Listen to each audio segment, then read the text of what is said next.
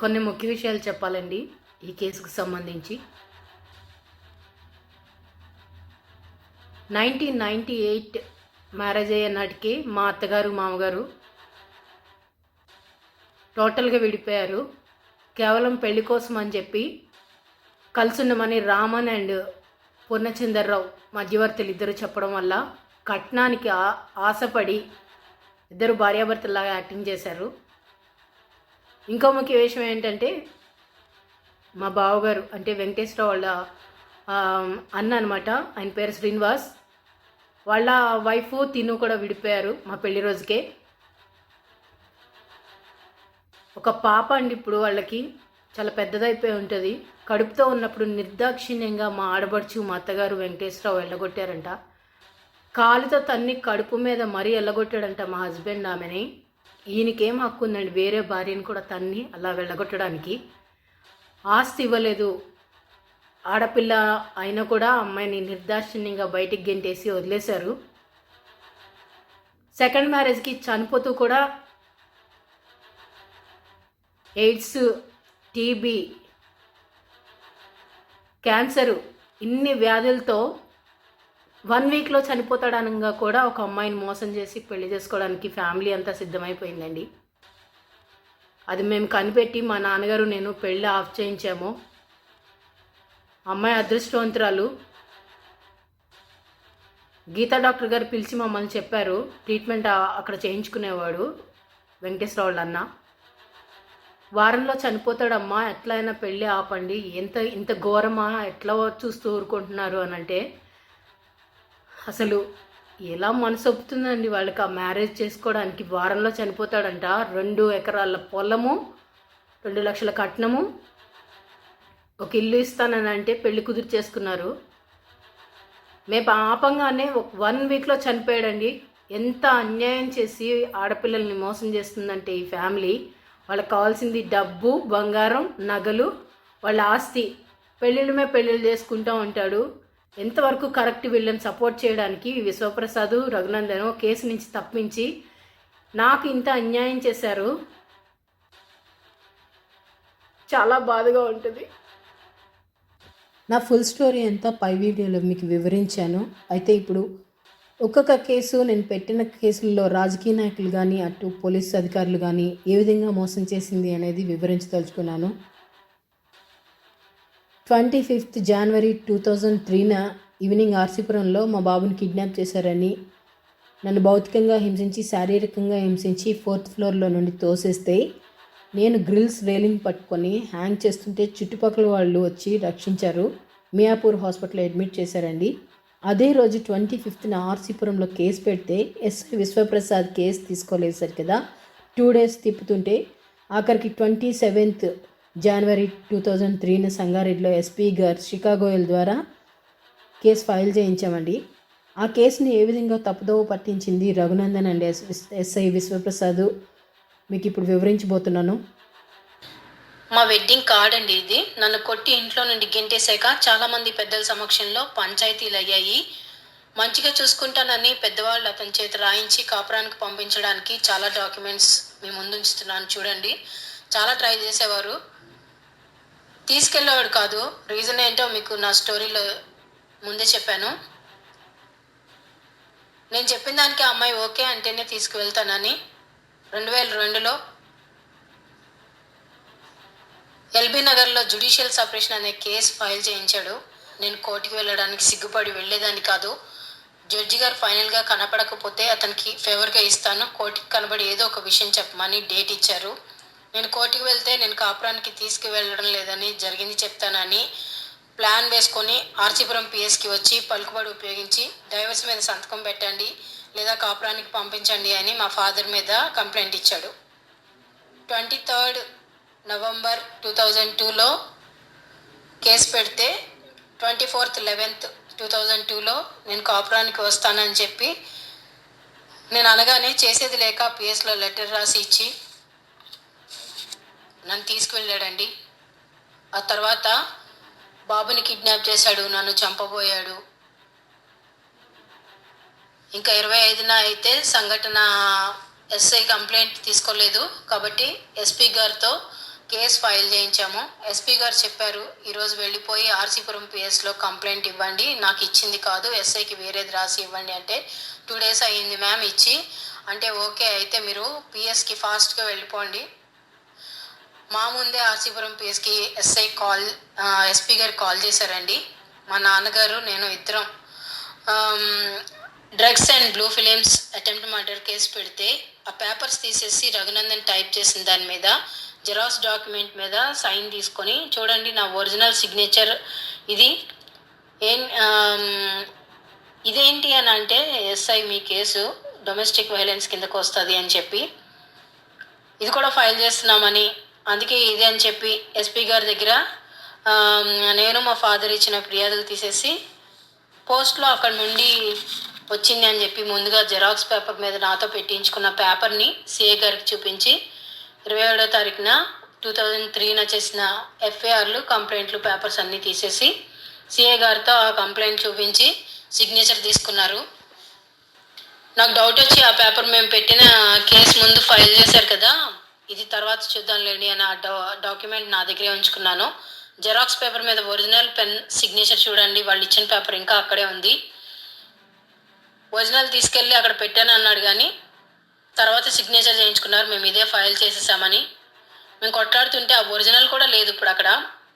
Case అయ్యేటప్పటికి only xerox paper మీదే ఫైనల్గా కేసు నడిచింది.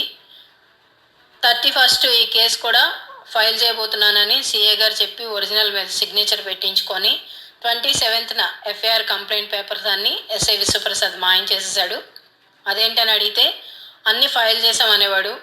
27th 2003 జనవరిలో స్టేట్మెంట్స్ కూడా రికార్డ్ చేశారు అదే రోజు. కానీ ఇక్కడ చూడండి అన్నీ 31st ఉంటాయి రికార్డ్ చేసి స్టేట్మెంట్స్ అన్నీ. మా ఫాదర్కి అర్థమయ్యి గొడవ పడితే 50,000 ఇచ్చారు. 50,000 అడిగి డిమాండ్ చేసి మరీ తీసుకున్నాడు ఒరిజినల్స్ పెట్టడానికి. ఫైనల్ జడ్జిమెంట్ లోపల నువ్వు వస్తే కేసు పెడతాం, కేసు ఒరిజినల్స్ పెడతాం, లేకపోతే నీ కేసు ఇంతే అన్నాడు. మా ఫాదర్కి అతనికి చాలా గొడవ అయింది. నీ అంతు చూస్తాను, నిన్న ఇక్కడే అంతం చేస్తానని చెప్పి మా ఫాదర్ని లోపలేయడానికి చాలా ట్రై చేశాడు. గొడవ అవడంతో అందరి ముందే జనం అందరూ వచ్చి ఎస్ఐని తిట్టడం వల్ల ఆ గొడవ సర్దుమణిగింది. పేపర్స్ మారుస్తున్నాను అన్నాడు, అప్పుడే మార్చలేదు. తర్వాత ఏమైపోయాడో తెలీదు, పిఎస్లో కనబడలేదు. ఒక 6 months వరకు నాకు రోజు ఇద్దరం, మా ఫాదరు నేను ఇద్దరం వెళ్ళేవాళ్ళం. నువ్వు గెస్ట్ హౌస్కి వస్తేనే కేసు ఒరిజినల్స్ పెడతానని చెప్పి అట్లనే పెట్టాడండి. 27th ఫైల్ చేసిన పేపర్లు ఏవి, ఎక్నాలజ్మెంట్ కూడా చూపిస్తున్నాను నేను మీకు. ఇంత మోసమా అండి? ఇంకా జడ్జి గారి సంగతి తెలిసిందే.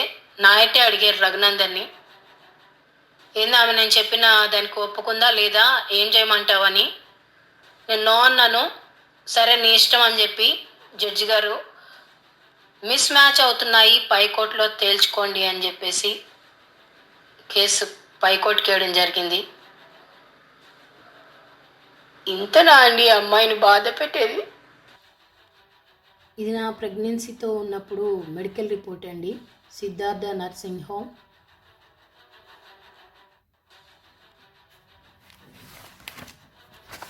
ఇక చూస్తే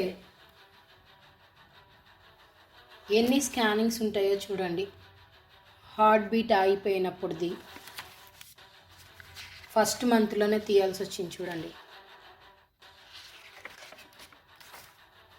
ఇవన్నీ ట్రీట్మెంట్ అయిపోయాక బేబీ లోపల ఎలా ఉంది అని చూడడం కోసం తీసినవి. 2nd monthలో ఎవ్రీ మంత్ రిపోర్ట్స్ ఉండేవి, మా ఇంట్లో ఉండిపోయినాయి. ఇవి మా పేరెంట్స్ ఇంట్లో ఉన్నాయి, కలెక్ట్ చేసి మాత్రం నేను మీకు చూపిస్తున్నాను.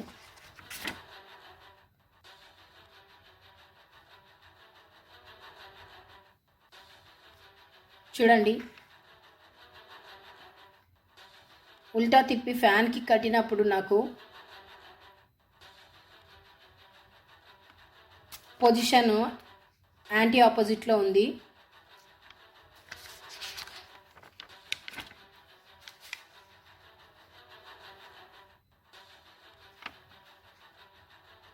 7th మంత్కి కూడా ఆపోజిట్లోనే ఉంది.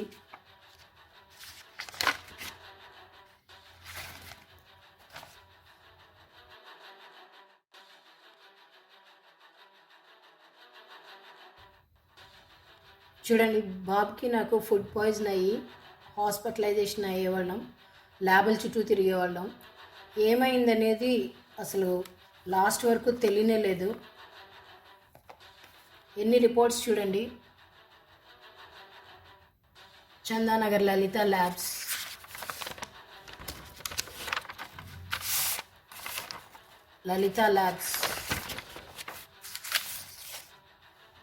Tesla Shravan Kumar, children's clinic Vishnuvardhan Reddy,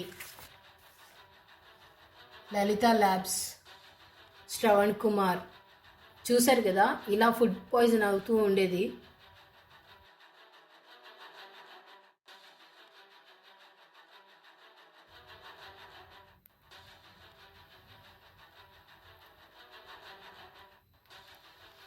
దాదాపు నా సిగ్నేచర్ చూశారు కదండి, 20 పేపర్స్ ఉన్నాయి. ఇట్లాగా 1 2 3 4 5 6 7 8 9 10 10 పేపర్స్ ఉన్నాయి. చూశారు కదా, అంటే 20 పేపర్స్ బోత్ సైడ్స్. కంప్లైంట్ పేపర్లో పర్సనల్ స్టేట్మెంట్లో ఏదైతే ఉందో అని ముందే అదే చెప్పాలని చెప్పి పీపీ మనకి ట్రైనింగ్ ఇస్తారండి. అయినా కూడా మిస్ మ్యాచ్ అవ్వడానికి కంప్లైంట్ పేపర్స్ అన్నీ ప్లాన్ ప్రకారం మార్చారు కాబట్టి అడిగిందంతా చెప్పమన్నారు. సార్ ఇవన్నీ కంప్లైంట్లో లేవు కదా అని అంటే, ఏది అడిగితే అది చెప్పు అని చెప్పి డబాయించి చెప్పించుకున్నారు. కారణం మిస్ మ్యాచ్ అవ్వడానికి ప్లాన్డ్గా ముందే ప్లాన్ వేశారు. సార్ నాకు 20 పేపర్స్ మీద సిగ్నేచర్ పెట్టించుకుంటున్నారు, నాకు అర్థం కాలేదు, నేను చెప్పినవి అన్ని టైప్ చేయలేదు, అక్కడ నాకు అర్థమవుతుంది, కోర్ట్ లాంగ్వేజ్ టఫ్ ఉంటుంది, నాకు అర్థం కాలేదు, నేను తెలుగు మీడియం చదువుకున్నాను, నాకు రాదు అని చెప్పాను. అడ్వకేట్ వచ్చే వరకు ఆగమన్నాను. అరెస్ట్ చేసి లోపల పడేలా సిగ్నేచర్ చేస్తావా అని జడ్జి గారు బెదిరించి వితిన్ సెకండ్స్ సిగ్నేచర్ ఫాస్ట్గా పెట్టించి డాక్యుమెంట్ లాగేసుకున్నారు. ఎంతవరకు కరెక్ట్ అండి ఇది? జడ్జిమెంట్ 31/1/2005 ఇచ్చారండి. మన దేశంలో జడ్జిమెంట్ ఇవ్వడానికి ఎన్ని ఇయర్స్ పడుతుందో తెలుసు. దాదాపు 18 నుంచి 20 సంవత్సరాలు పడుతుంది. మినిమం 10 ఇయర్స్ పైనే పడుతుంది ఒక్కొక్క కేసు. అలాంటిది 2003 జనవరిలో వేస్తే 31/1/2005 కల్లా ఈ కేసుని క్లియర్ చేయడంలో ఆంతర్యం ఏంటో ఒక్కసారి ఆలోచించండి. ఎందుకు అంత తొందరగా జడ్జిమెంట్ ఇచ్చారు 2 ఇయర్స్లోనే? మరి నా మిగతా కేసులన్నీ ఇప్పటికీ తేలలేదు, వాటి సంగతి ఏంటి? ఇదెందుకు 2 ఇయర్స్లో ఇచ్చారు జడ్జిమెంట్ అనేది నాకు చెప్పాలి. జడ్జిమెంట్ లాస్ట్ కాపీ అండి ఇది, మీరు చూడొచ్చు. ఏమని రిమాండ్ చేసింది 1 నుంచి 17th వరకు అని ఉంది. 17 days ఎందుకు రిమాండ్ చేయవలసి వచ్చిందో చెప్తాను ఇప్పుడు. మామూలుగా అయితే 12 days ఉంటుంది. తీసుకొచ్చి కోర్టులో హాజరుపరిచాక జడ్జి ముందు జడ్జిని కొట్టడానికి వెళ్ళాడు. ఇంకా ఎక్స్ట్రా 1 week రిమాండ్ చేశారండి ఆయన. మరి ఆ జడ్జిని తీసుకొచ్చి సాక్ష్యం చెప్పించండి ఇతని బిహేవియర్ ఎలా ఉందో అనేది. పక్కన పెట్టి చూపిస్తున్నాను చూడండి. 27th ఎక్నాలజ్మెంటు ఎఫ్ఐఆర్లో అన్నీ మాయించేసి 31st ఫైల్ చేశాడు. మా ఆడబడుచుని మా అత్తగారిని అరెస్ట్ చేయలేదు. చెరో 40,000 తీసుకొని రఘునందను, ఎస్ఐ విశ్వప్రసాద్ వాళ్ళిద్దరినీ సేవ్ చేసి కేసు నుంచి తప్పించారు వాళ్ళిద్దరినీ. ఇంత దారుణమా అండి? నాకు అర్థం కాదు. అటెంప్ట్ మర్డర్ కేసు ఏంటి, ఎఫ్ఐఆర్ మార్చేసి దాన్ని 498 కింద కన్వర్ట్ చేయడం ఏంటి? ఇలా నా మోసం చేసేది అమ్మాయిని.